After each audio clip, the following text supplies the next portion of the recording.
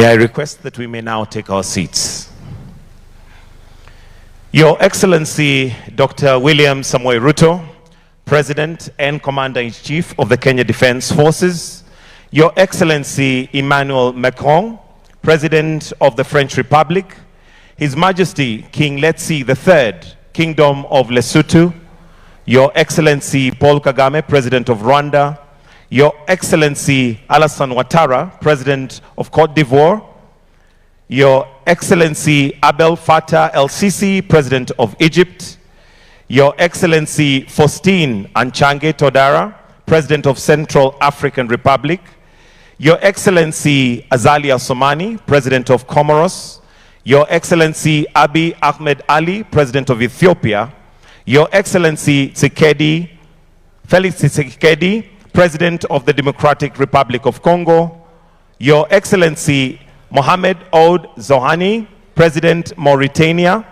Your Excellency Mohamed Al-Menfi, President Libya, Your Excellency Hakainde Hichilema, President of Zambia, Your Excellency General Mamadi Odumai, President Guinea, Your Excellency Bola Ahmed Tinubu, President of Nigeria, Your Excellency Joseph Nyuma Boakai, President Liberia, Your Excellency Bassirou Diomaye Faye, President Senegal, Your Excellency Mahamat Idris Deby Itno, President of Chad, Your Excellency Duma Gideon Boko, President of Botswana, Your Excellency Darman Gakol, President Mauritius, Your Excellency Dramani Mahama, President Ghana, Your Excellency Chapo, President Mozambique, Your Excellency Colonel Michael Randarinariana, President Madagascar, Your Excellency Antonio Guterres, Secretary General, United Nations, Your Excellency Aziz Akonoj, Prime Minister Morocco, Your Excellency Russell Mino Dlami, Prime Minister Eswatini, Your Excellency Americo D'Olivier dos Ramos, Prime Minister Sao Tome, Your Excellency Serazafan Zefri, Prime Minister Tunisia, Your Excellency Mwigulu Lameck Nchemba, Prime Minister Tanzania, all Vice Presidents present, Your Excellency Ambassadors, Heads of Delegation, Country Representative, Development Partners, distinguished guests, ladies and gentlemen. Your Excellencies, at this point where we see Africa moving forward, it is a day that will be marked in history as a change has begun. Allow me, Your Excellencies, at this point to invite Vivian Onano, who is going to be our moderator for this session. Vivian Onano is one who needs no introduction. She's an award-winning journalist and also has many other things that she has achieved in her accolades. Let's put our hands together as we welcome Vivian Onano, our moderator this morning. A good clap for her, please.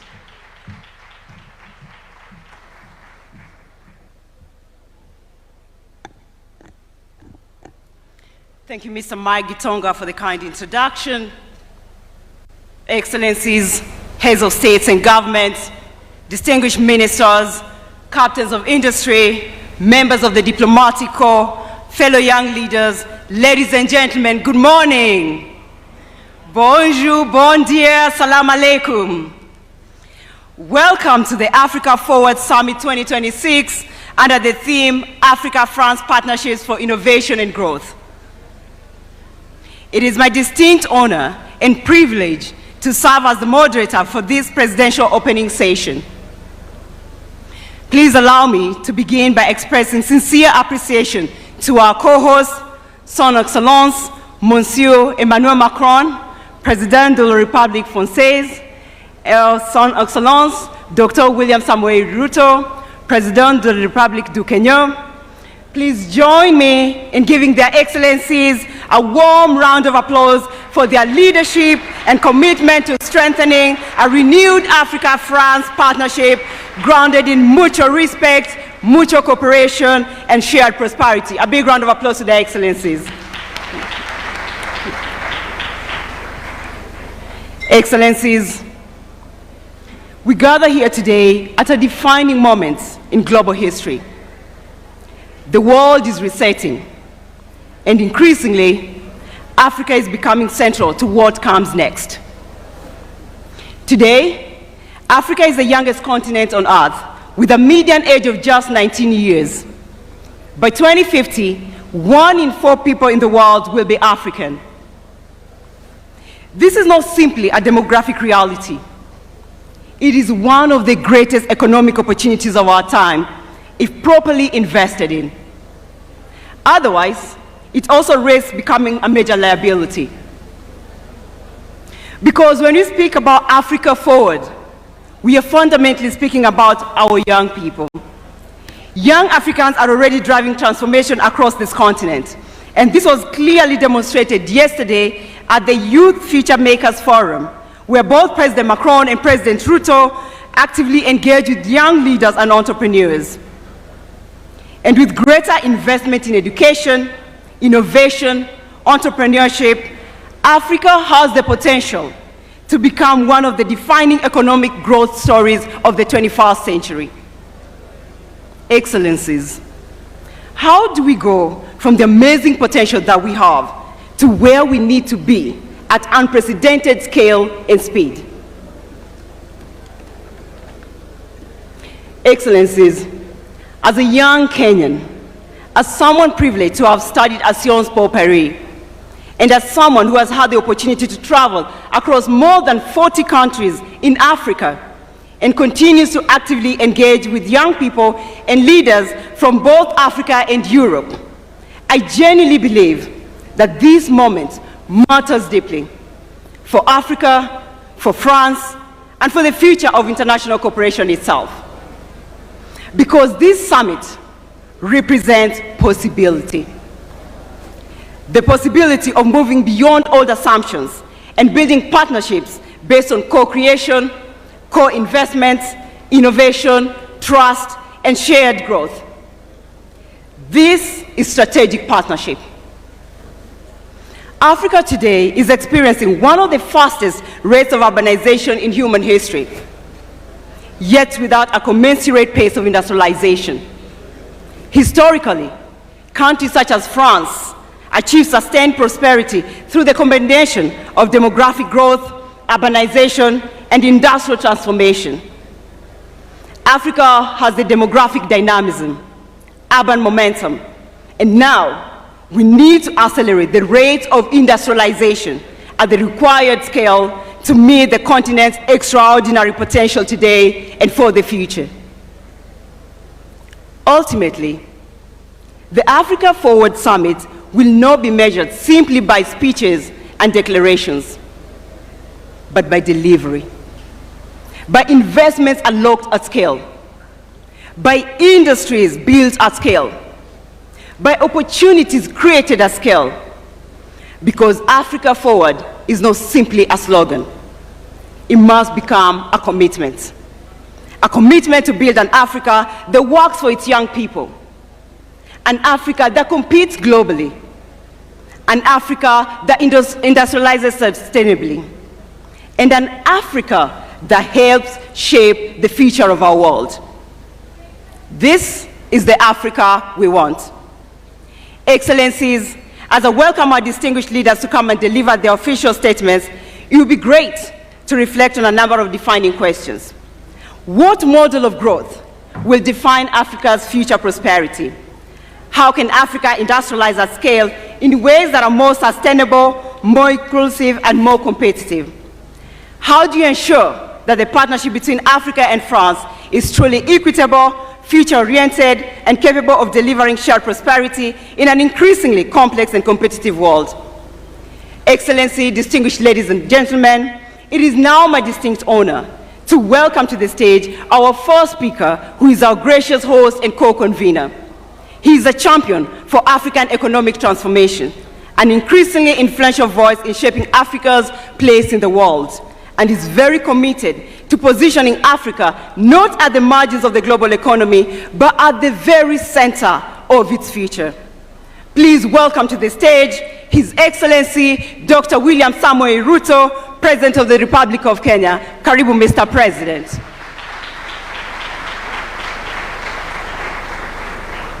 Thank you so much, Mr. President. Thank you. Your Excellency Emmanuel Macron, President of the French Republic and co-chair of the Africa Forward Summit 2026. Excellencies, heads of state and government, honorable ministers, captains of industry, distinguished delegates, ladies and gentlemen. It is a profound honor and privilege to welcome you to the Africa Forward Summit 2026 here in Nairobi, Kenya, the cradle of humankind, the birthplace of our shared human history, and the origin of wonder. Wherever you come from, you are not merely visiting. You are returning to the very beginnings of humanity. And so, with warmth, friendship, and pride, I say to you all, welcome home. Bienvenue chez vous, karibuni nyumbani. We gather, ladies and gentlemen, at a profound, consequential moment in global affairs. The foundations of international order are being reshaped by deepening geopolitical divisions, persistent conflicts, economic volatility, climate pressures, and widening inequalities. Long-standing assumptions about global stability, cooperation, and prosperity are being tested as never before. At the same time, shifting centers of influence, changing trade alignments, and the reconfiguration of global supply chains are redefining the architecture of the world economy itself. Yet, in moments such as this, fragmentation cannot be the answer, nor isolation the strategy.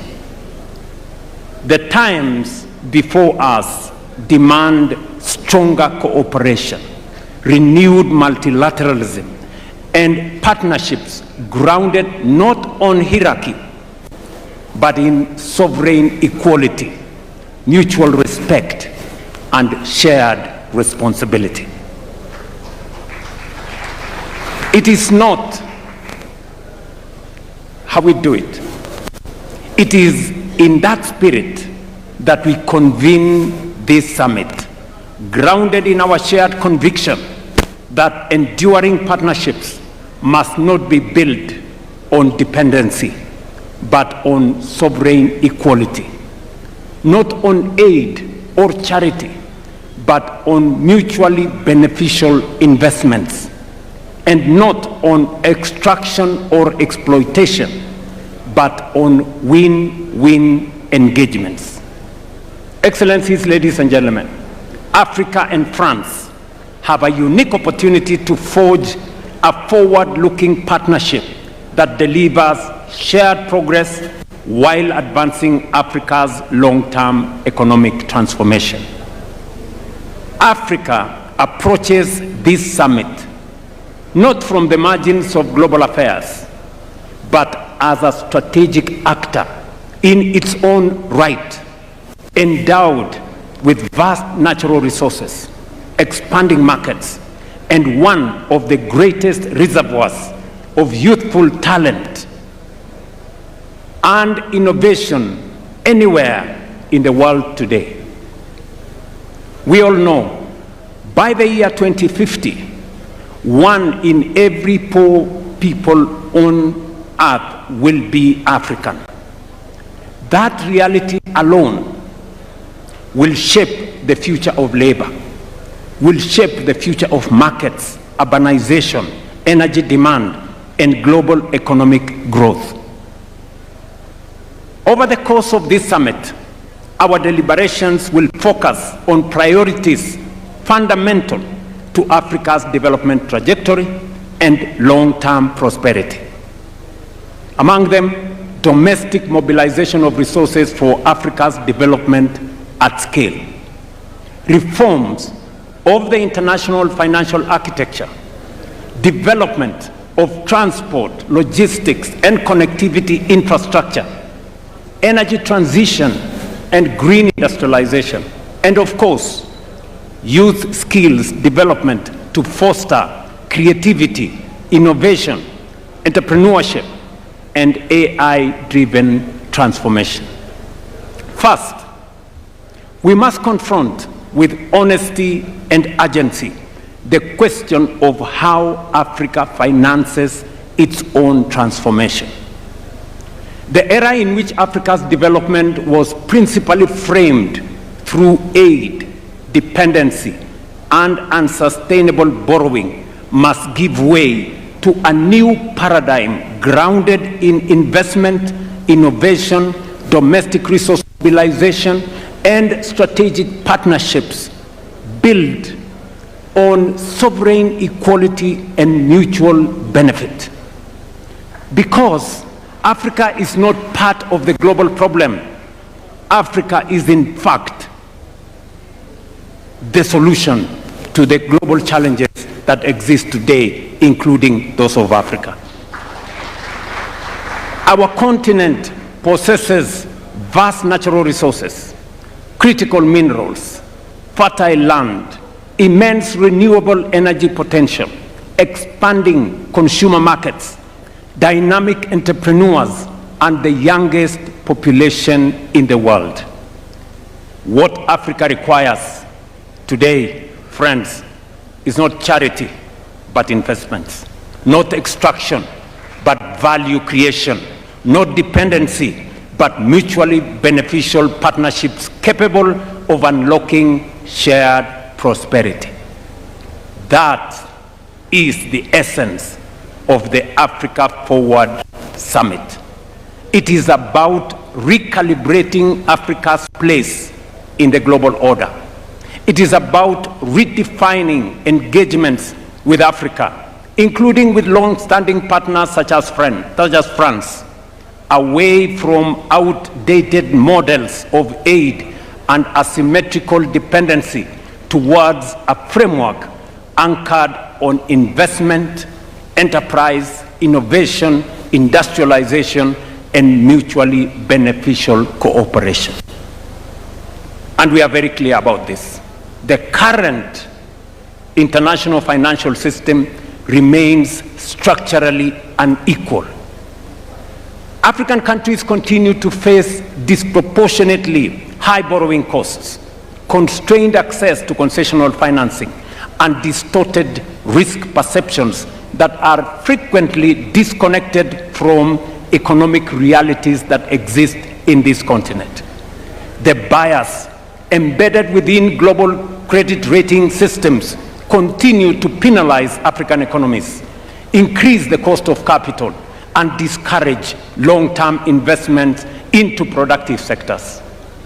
This imbalance is neither sustainable nor just.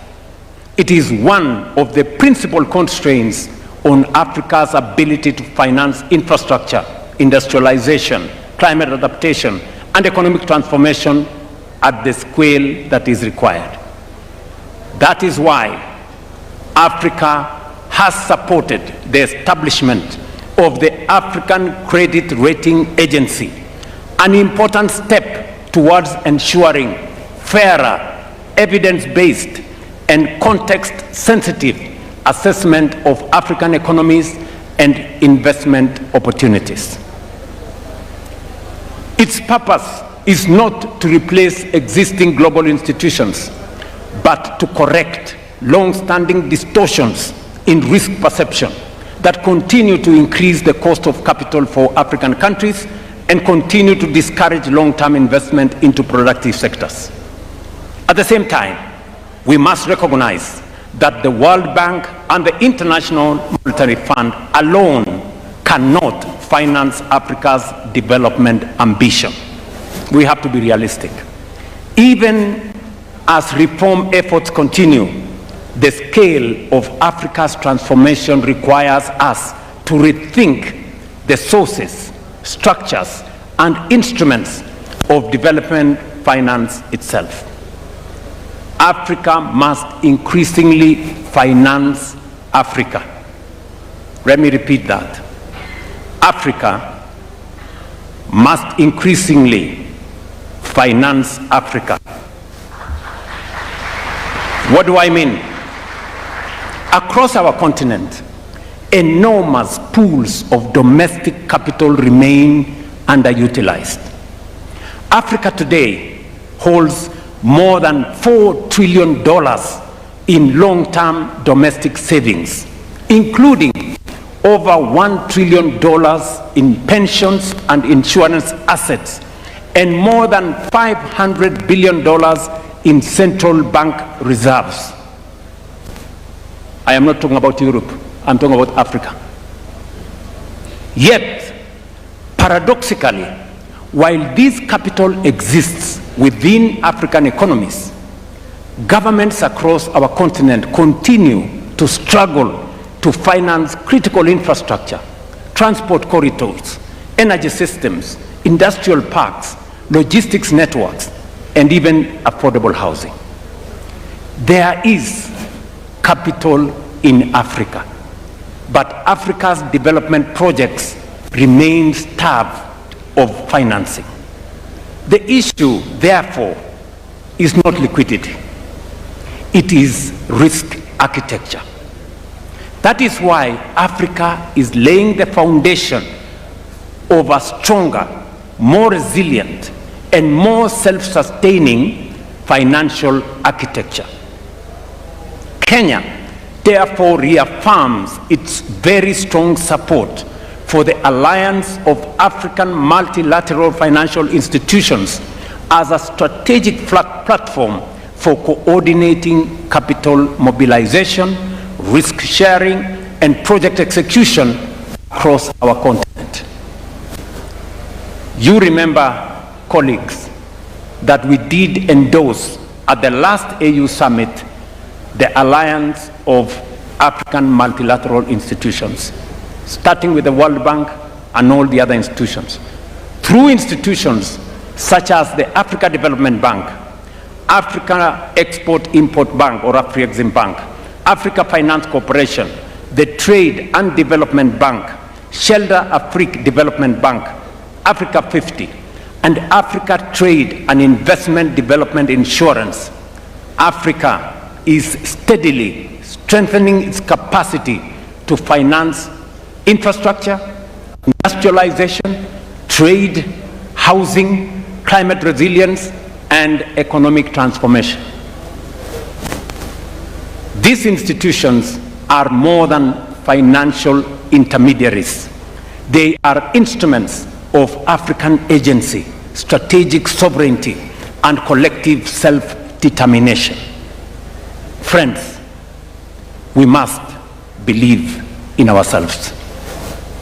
That is why we strongly support the recapitalization of African Trade and Investment Development Insurance as a critical pillar of the new Africa financial architecture for development.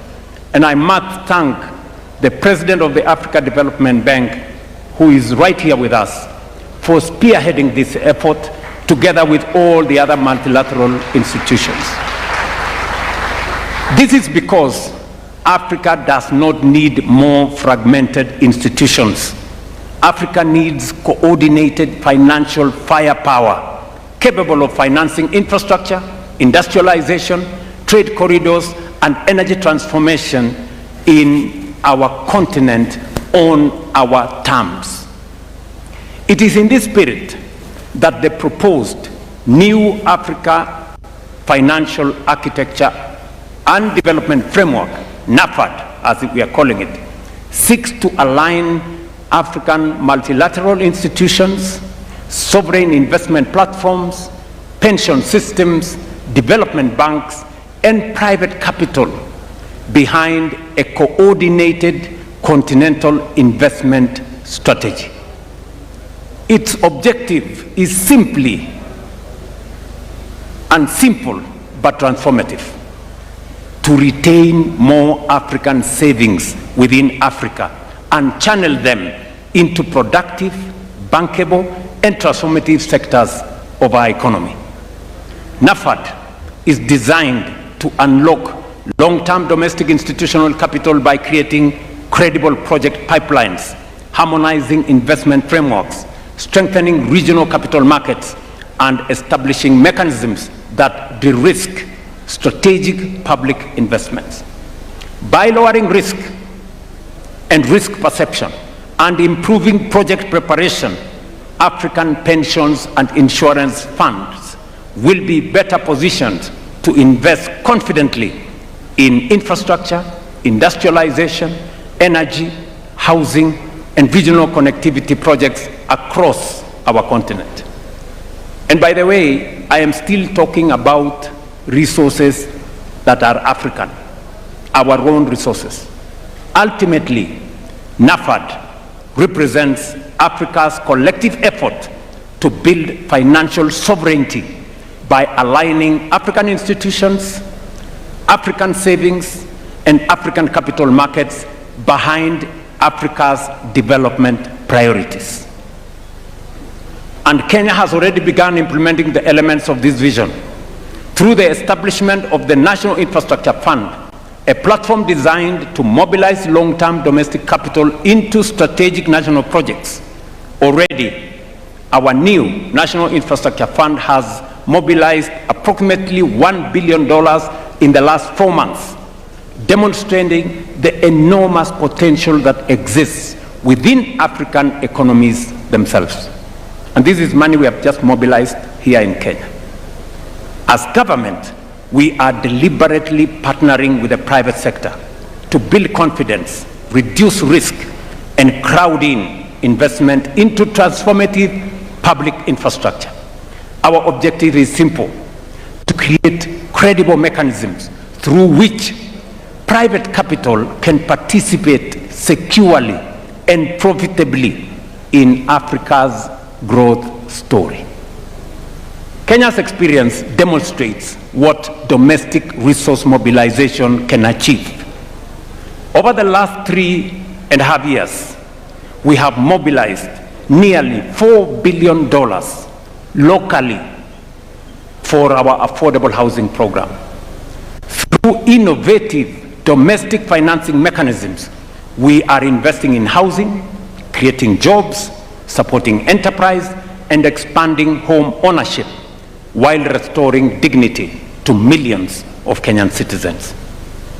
This experience demonstrates a fundamental truth: Africa can generate substantial development resources internally when institutions are strong, policies are credible and predictable, markets are trusted, and citizens themselves become active participants in nation building. Excellencies, infrastructure development remains one of the most decisive foundations of Africa's economic transformation and continental integration. Africa's infrastructure financing gap continues to constrain productivity, continues to increase the cost of trade, weaken industrial competitiveness, and fragment markets across our continent. According to the Africa Development Bank, Africa requires between $130 and $170 billion annually for infrastructure investment, with financing gaps estimated at between $70 and $100 billion every year. Bridging this gap will not happen through public borrowing alone. It requires innovative financial instruments, blended finance mechanisms, de-risking facilities like the one I have talked about, and strong public-private partnership capable of unlocking institutional capital at scale. But the broader challenge before us is continental. We must accelerate investment in transport corridors, in ports, rail systems, roads, aviation connectivity, and integrated logistics ecosystems capable of binding Africa together into one competitive economic space under the Africa Continental Free Trade Area. Because Africa cannot trade effectively with itself while its economies remain disconnected from one another. Connectivity is not merely about infrastructure. It is about competitiveness. It is about regional value chains. It is about food security, and it's about industrialization. And ultimately, it is about shared prosperity. Equally critical is the question of energy. That is why we must fundamentally restructure and strengthen Africa's financial architecture to mobilize the scale of capital required to finance this transformation on African terms. Excellencies, Africa possesses some of the greatest renewable energy potential anywhere in the world, from geothermal resources in the Rift Valley and on to immense opportunities in solar, wind, hydroelectric power, and green hydrogen across our continent. Africa, therefore, has a historic opportunity not merely to participate in the global energy transition, but to help lead it. But for Africa, the energy transition must also be a development and an industrialization transition. We must accept a future, and we cannot, let me repeat that, we cannot accept a future in which Africa simply exports raw green minerals, while industrial value addition, advanced manufacturing, and technological innovation take place elsewhere. That model belongs to the past. Africa must become a competitively industrial hub powered by clean energy, modern infrastructure, innovation, and strategic investment partnerships. Green industrialization presents our continent with an opportunity not only to contribute meaningfully to global climate solutions, but also to create jobs, expand manufacturing capacity, strengthen exports, deepen regional value chains, and accelerate structural economic transformation. Excellencies, ladies and gentlemen, perhaps Africa's greatest strategic asset is its people. This demographic and the demographic reality that it presents will profoundly shape the future of labor markets, the future of technology, urbanization, consumption, innovation, and of course, economic growth.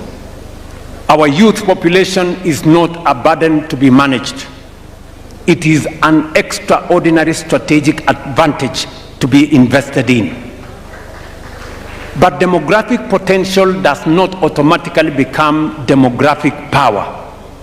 It must be deliberately cultivated by education, skills development, research, digital inclusion, entrepreneurship, and technological innovation. We must equip Africa's young people not merely to seek jobs, but to create enterprise, build technologies, drive industrial transformation, and lead the next frontier of artificial intelligence and digital innovation. And across our continent, this transformation is already underway. From Nairobi to Lagos, from Kigali to Cape Town, young Africans are redefining finance through fintech, transforming agriculture through technology, expanding digital commerce, building globally competitive startups, and creating solutions capable of shaping industries far beyond our borders. What they require is access. Access to quality education, access to digital infrastructure, access to affordable capital, access to markets, and of course, they will create the opportunities necessary. Ladies and gentlemen, none of these ambitions can be fully realized without peace, stability, and effective multilateral cooperation. Peace, security, and development remain inseparable foundations of sustainable progress. Yet across parts of Africa and beyond, protracted conflicts, violent extremism, unconstitutional changes of government, terrorism, organized crime, and climate-related insecurity continue to undermine stability, weaken institutions, and constrain economic advancement. Current estimates indicate that Africa accounts for nearly 40% of active armed conflict globally and close to half of all internal displacements worldwide. These figures underscore both the scale but also the urgency of the challenges confronting our continent. We must therefore reaffirm our collective support for African-led peace and security mechanisms, including the Africa Union Peace and Security Architecture, predictable financing, institutional capacity, and international cooperation in support of lasting peace. But lasting peace cannot be secured through military response alone. Peace requires confronting the structural drivers of instability: poverty, exclusion, unemployment, inequality, weak institutions, climate vulnerability, and the absence of economic opportunity, particularly for young people. That is why strengthening Africa's strategic autonomy in matters of peace and security remains an imperative. And it is why we reiterate with clarity and conviction the urgent necessity of reforming global peace and security governance, particularly the United Nations Security Council.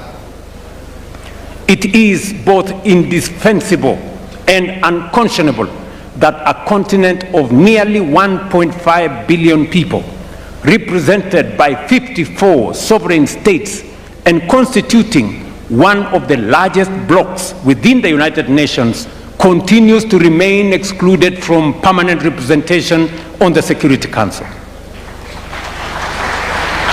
Such inequality, ladies and gentlemen, such inequality erodes legitimacy, undermines credibility, and diminishes confidence in multilateral systems itself. No global governance architecture can credibly claim to be democratic, to be representative, to be just, or fit for purpose, while a substantial part of humanity remains absent from the table where the world's most consequential decisions are made. The time has come, therefore, for the international community to recognize, without ambiguity or without delay, that Africa cannot and will not and must not remain subject to decisions taken without its equal voice on the table. The reform of the Security Council is not merely an institutional adjustment. It is a moral obligation. It is a strategic necessity. It is indispensable to restoring trust, legitimacy, and confidence in the international order itself. Kenya, therefore, remains steadfast in its support for the common African position as articulated in the Ezulwini Consensus and the Sitwe Declaration, which calls for Africa to be accorded permanent representation on the Security Council with all the prerogatives and privileges of permanent membership, alongside additional non-permanent seats. Excellencies, ladies and gentlemen, Africa does not need privilege, but fairness. We don't need exclusion, but inclusion. We do not seek confrontation, but partnership anchored on mutual respect, shared responsibility, and of course, shared progress.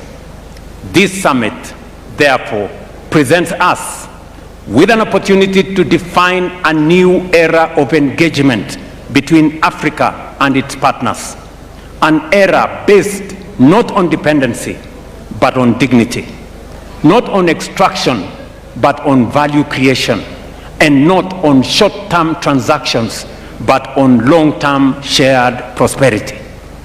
Because the Africa we envision is an Africa of confidence, an Africa of ideas, an Africa of innovation, an Africa of enterprise, an Africa that believes in itself, invests in its people, mobilizes its own resources, and engages the world as an equal partner in shaping balanced, prosperous, and peaceful global future. Africa is rising, determined to shape its own destiny, and increasingly prepared to shape the future of the world itself. That is the Africa Forward agenda. An agenda grounded not on dependency, but in sovereignty. Not in vulnerability, but in resilience. And not in limitation, but in possibility. That is the Africa whose time has come. Excellencies, ladies and gentlemen, Kenya is deeply honored to co-host this summit here in Nairobi. We look forward to productive deliberations, practical outcomes, and enduring partnerships capable of advancing prosperity, stability, dignity, and shared progress for our people and for future generations. I thank you for your kind attention. Thank you very much.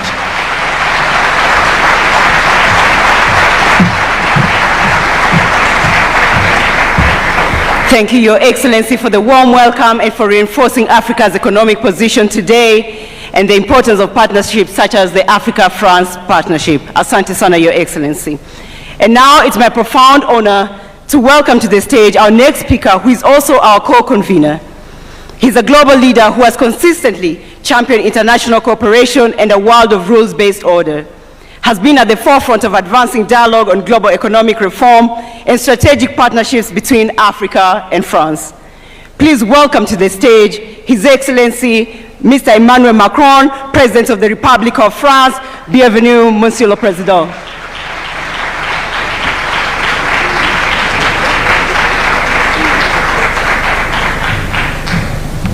Thank you so much. Mr. President, dear William, Your Majesty, Head of State and Governments, Secretary General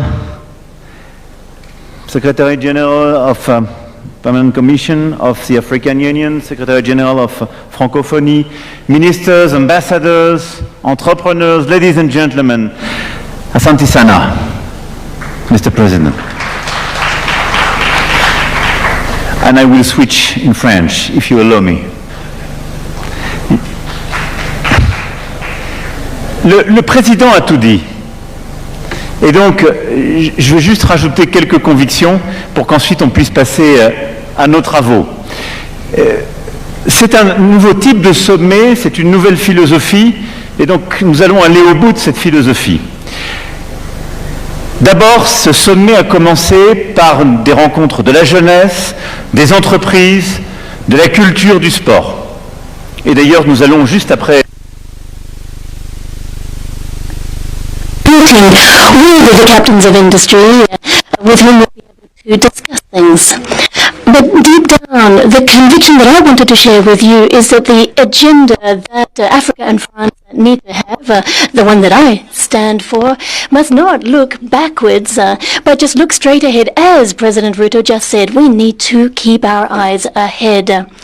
And what I have been trying to do for 10 years now is to construct a relationship which looks backwards with lucidity, and we've been working with Cameroon, Rwanda, Algeria, and several other nations, and with which looks with bravery at the present, looking at our necessity of culture, activity, looking at co-development and co-investment, and which is built on respect for the fact that Africa has its own agenda. The relations between Africa and France, as we see it, as the way we want to implement, are built on courage, respect, and a will to have a shared agenda. That's what we've been working on for 10 years. We spoke about it yesterday, so I won't go into it now.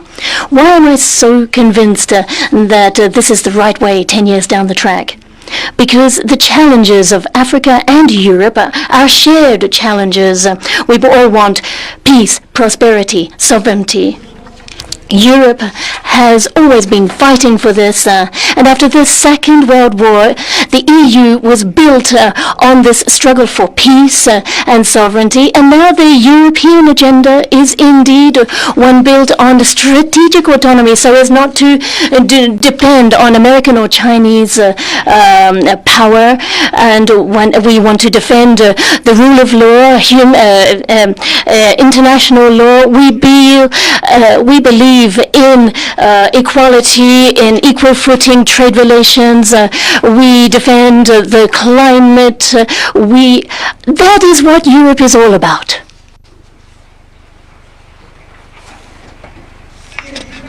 And that is the exact same challenge that Africa has before it. What Africa wants is peace, prosperity, and independence.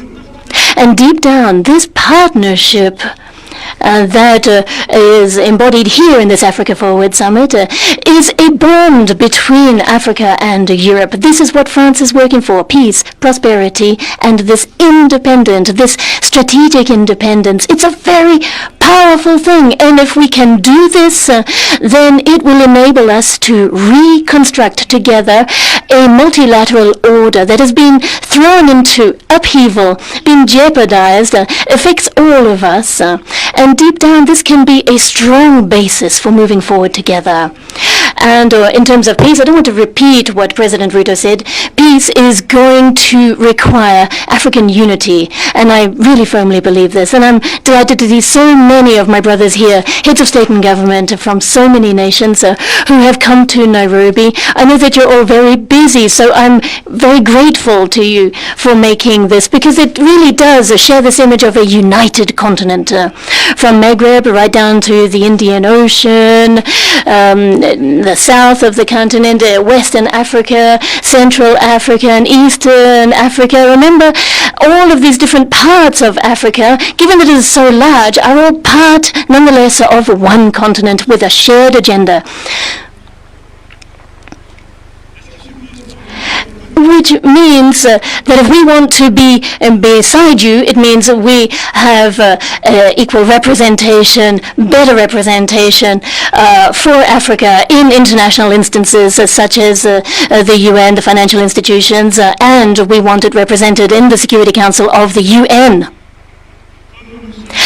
As we have also been fighting for Africa to have a permanent seat at the G20. We've been fighting for this for years, and we've now made it a reality.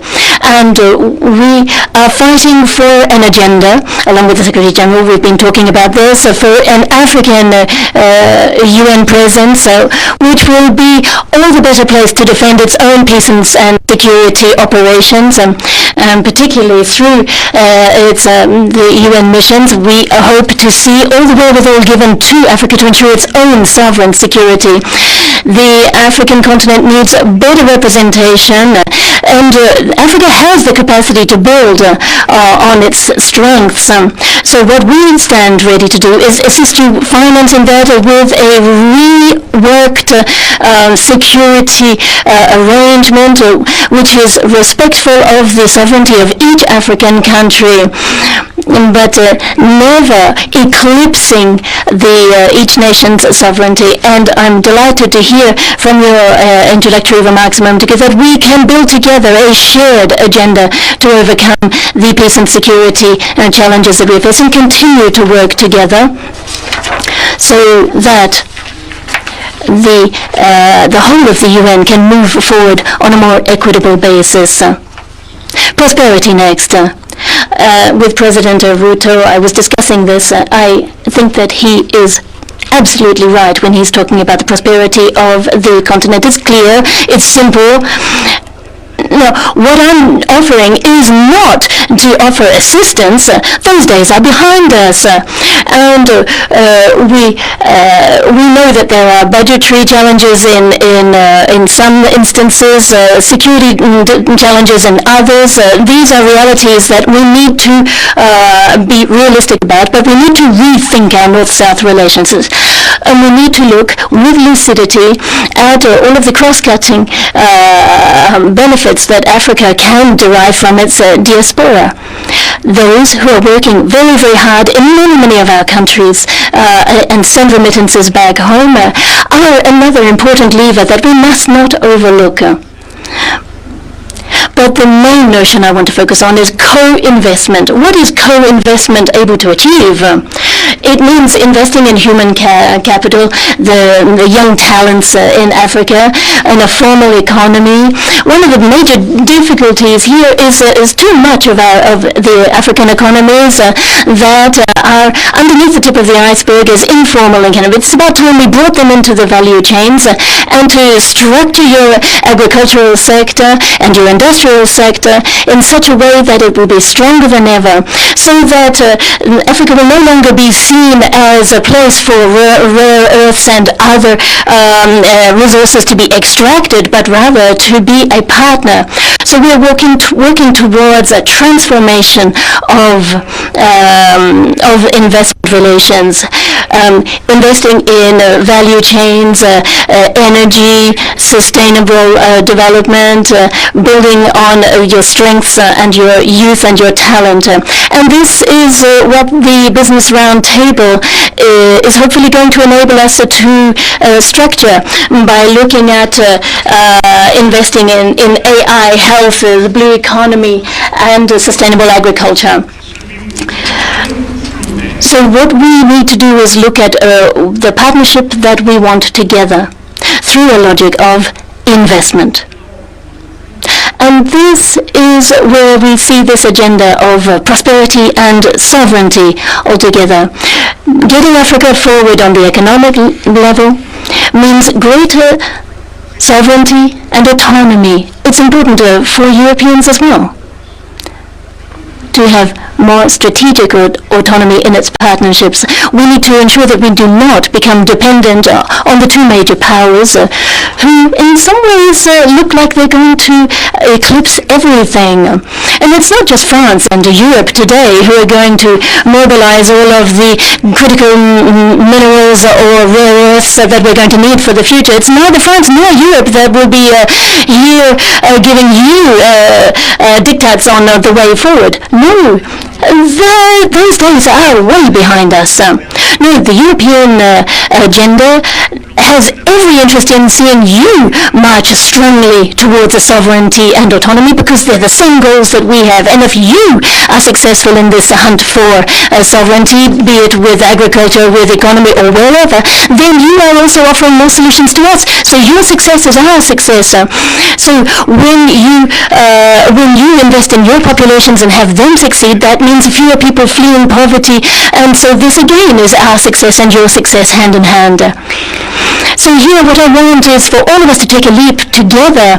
This is not an agenda which is univocal, which is top-down from Europe to Africa. No way. It is an equal footing partnership built on mutual respect. And we're going to build this together with respect, lucidity, and courage.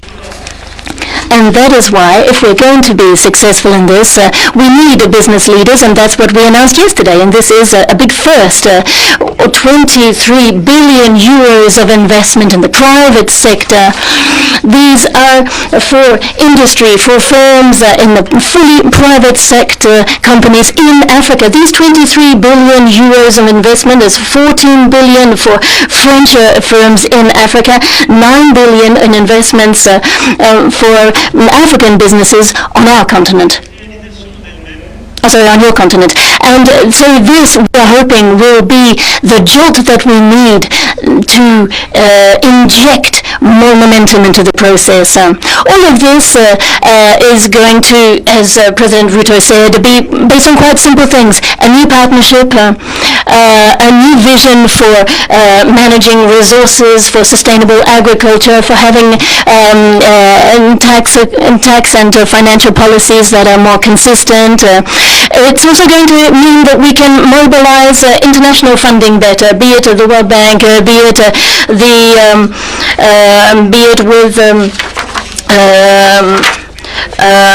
with the IMF and with other international, with special drawing rights, with all kinds of mechanisms and debt restructuring that can move us all forward.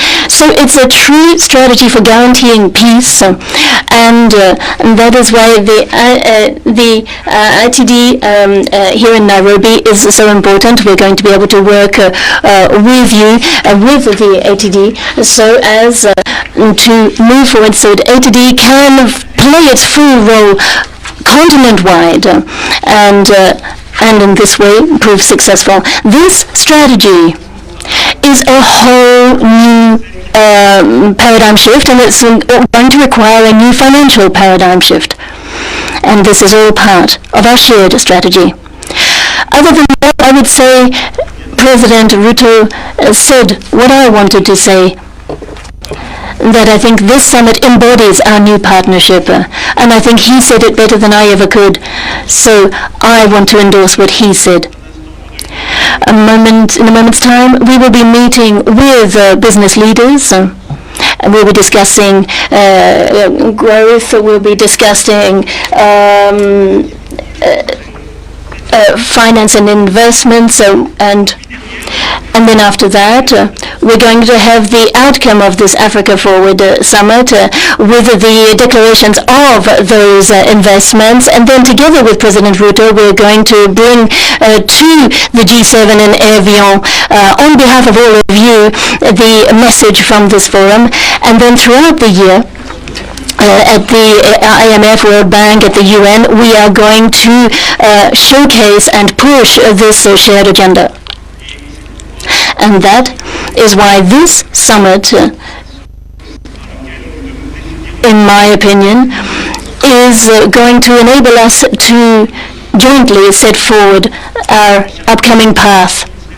So I don't want to take up any more of your time, dear ladies and gentlemen, but I just wanted to extend my thanks to President Ruto for agreeing to host this outstanding summit here in Nairobi.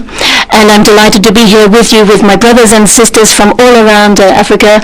And I'm looking forward to working on all of the input that we can pool, your strengths, your energy, so that we have a new African-French partnership.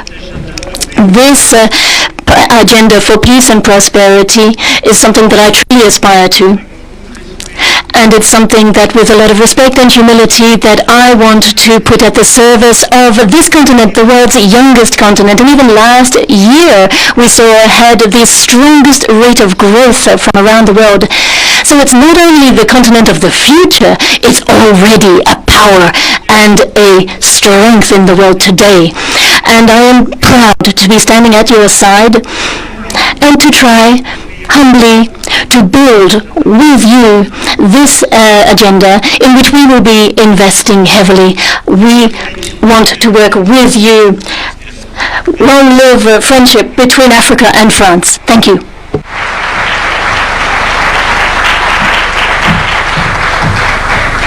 A warm, big round of applause for His Excellency. Thank you, Mr. President, for reinforcing the shared opportunities between Africa and France to continue working together.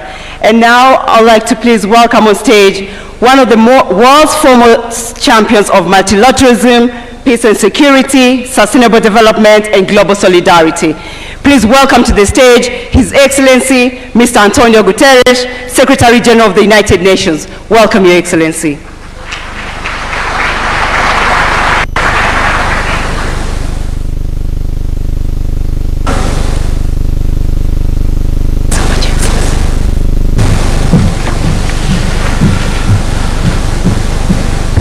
President William Ruto, President Emmanuel Macron, congratulations. Congratulations for convening this Africa Forward Summit, and congratulations for forging this renewed partnership between France and Africa for African development. Your Majesty, Excellencies, ladies and gentlemen, the name of this summit captures the moment and the mission: Africa Forward. Forward through one of the most turbulent global moments in living memory. Africa is not waiting. Africa is moving, and Africa is leading. African continents are driving one of the defining debates of our time on how to reform a global financial architecture designed in 1945 for a world that no longer exists. Africa played a leading role in the approval of the Pact of the Future by the General Assembly of the United Nations. It is African leadership building new tools like the borrower's platform, and so that the countries can speak as one and negotiate from strengths. Challenging the credit rating systems that locks too many of the borrowing tools they need. Africa has had a leadership in securing the Seville commitment to expand the lending power of multilateral development banks, to mobilize private capital at scale, and to deliver relief from the debt burden crushing developing economies.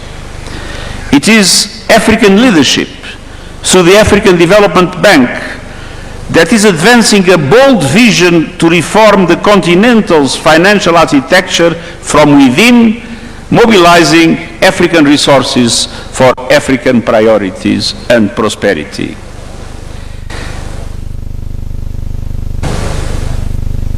Africa is driving a UN framework convention on international tax cooperation so that countries are no longer cheated out of what is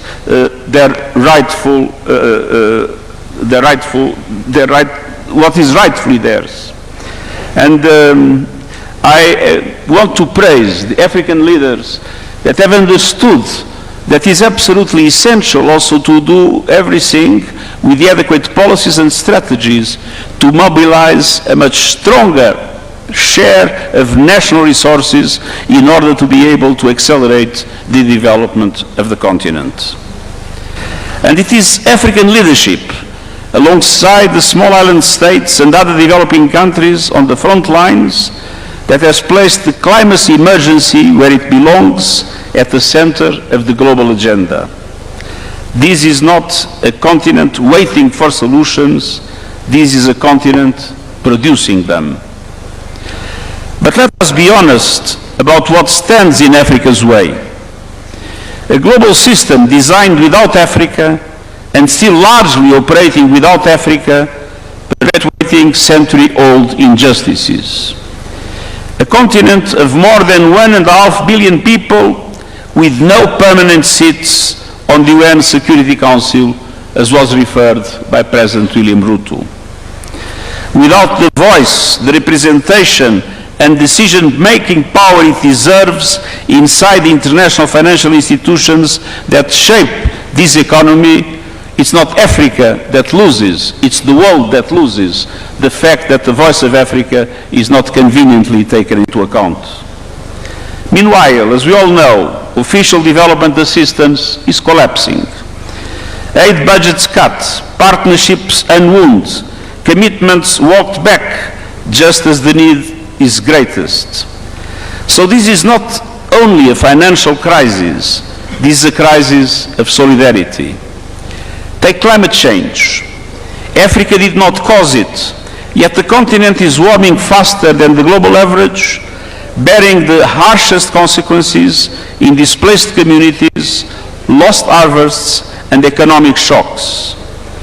Today's global energy turmoil, volatile fossil fuel markets, fragmented trade, is deepening fiscal stress, inflation, and stunted development across the continent.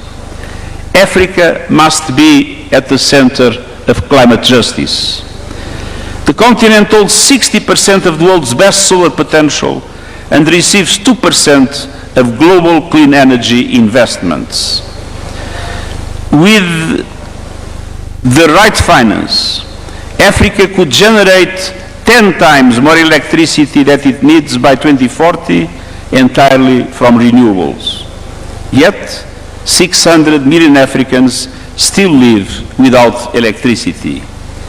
And 1 billion still rely on unclean cooking, a crisis that takes 800,000 lives a year, mostly women and children, mostly out of sight.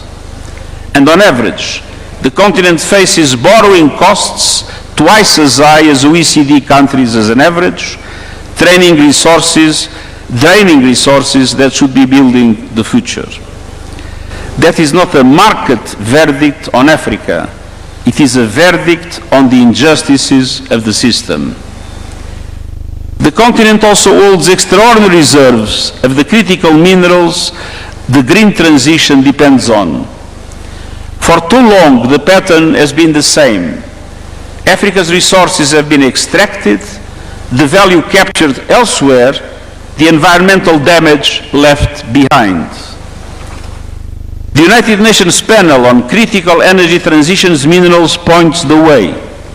Fair value chains, in-country processing and manufacturing, transparency, environmental and human rights standards, and meaningful benefits for affected communities. No more exploitation, no more plundering. The people of Africa must benefit first and most from the resources of Africa. And going back to climate change, adaptation must no longer be an afterthought. The adaptation finance gap must be closed. Africa is paying an enormous price in relation to the devastation caused by climate change, and Africa has been denied the resources and the capacities able to protect their populations and their infrastructure in these circumstances. Climate finance with justice is a must in today's world. Excellence, ce sont Excellencies, this summit is about a new partnership which has been reinvented. Partnership on an equal footing, based on complementarity and mutual benefits. This means that we must co-invest in industries that have been created by Africans. Strengthening universities and African research institutions, developing African capacities in terms of artificial intelligence so that AI can be shaped by African data, African languages, African researchers, and African leadership.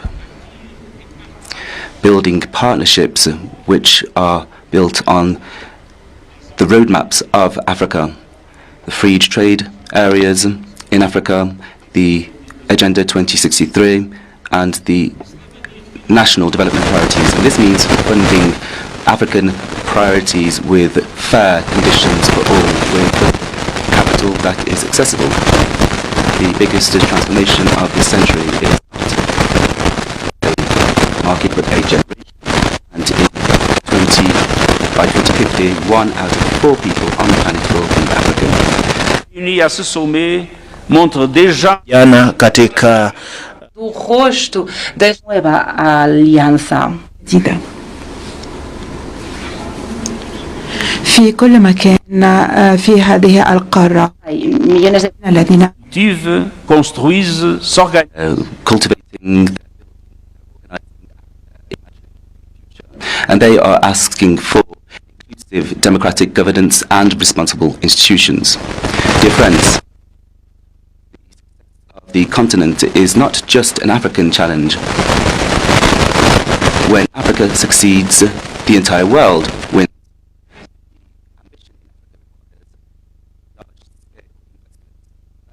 National systems and partnerships built on mutual respect. Together, let us move forward with Africa, with trust, solidarity, and the hope of a shared future. Thank you very much.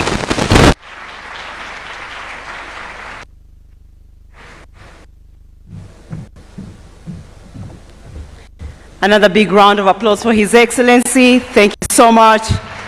And now I'd like to welcome our next speaker, who is a distinguished African diplomat, currently leading Africa's premier continental institution. He's a steadfast champion of continental integration and multilateral cooperation. Please welcome African Union Commission.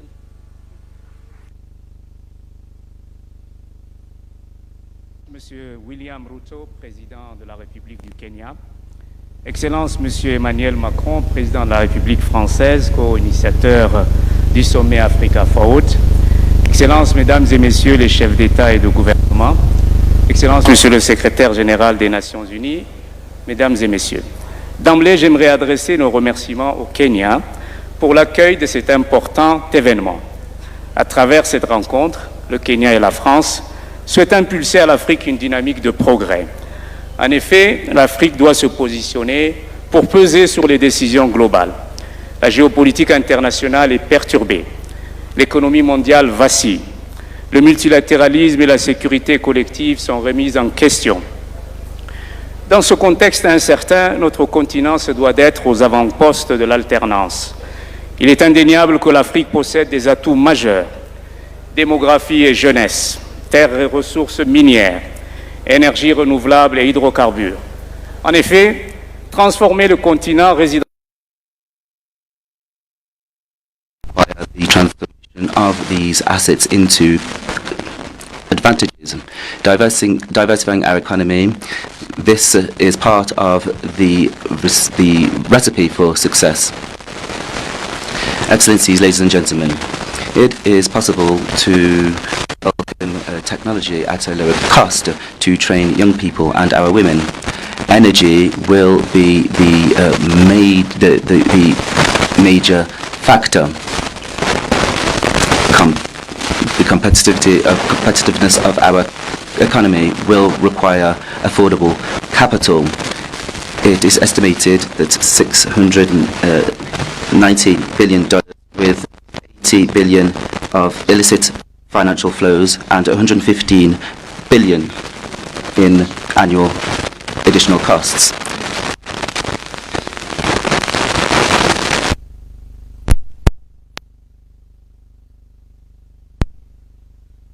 Parfaitement ces défis. Les solutions viendront de la cohérence de nos politiques, de l'engagement sans réserve de nos États membres et de la stabilité à travers le continent. Les institutions multilatérales sont appelées à être proactives. More balanced partnerships and the cost of development are fundamental principles of global governance. Africa stands ready to take on greater responsibility on the international stage and in particular in the global south. Excellencies, ladies and gentlemen, peace and stability are an important challenge on the continent. Security must no longer be an obstacle to investment on our continent. It is therefore imperative to ensure that we do this without hesitation. The African Union Commission has made this an absolute priority. It has become irrelevant when I listened to our presidents here, in particular President Ruto. He touched upon all the issues I wanted to raise, but let me conclude my very brief remark by saying this. The future is for the African continent. The African continent will be the powerhouse of global growth. So let us work together, let us put our energies together and move forward. And I thank you.